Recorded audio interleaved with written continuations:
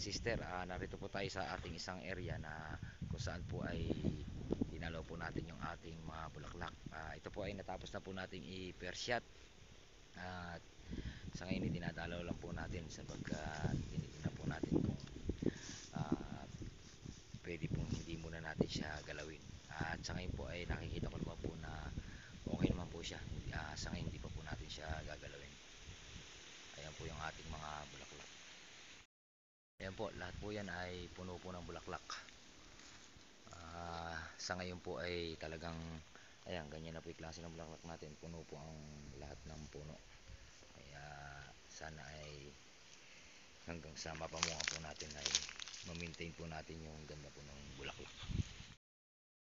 Ito pong bulaklak po natin na ito, ang magiging maturity date po nito ng harvest po nito ay nasa July 10 na po.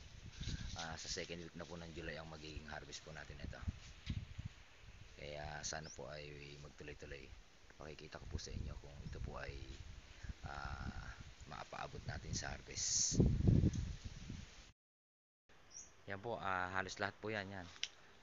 Nasa ano po ito, halos 80 puno po ito at ano po, nasa 10 puno lang po siguro yung talagang wala pong dalang bulaklak. Yan lang po ang estimate ko rito. Sa ngayon po kasi pinalilinis po natin yung area. At kung nakita na po natin na talagang nag full pack po yung kanyang bulaklak ay sinasabayan po natin ng linis para sa pagpapabaon po natin ay mahuli po natin yung lahat ng mga insektong manggagaling po sa ilalim. At after po nun ay makikita natin malinis na po yung area at madali na po i-maintain yung pag-spray sa kanila.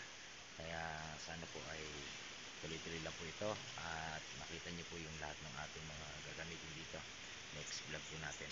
Para sa ngayon po kasi talagang medyo busy pa rin po yung inyong lingkod kaya hindi po ako talaga makapag-concentrate sa ating ginagawang pag-vlog. Magandang araw po at maraming salamat po sa inyo.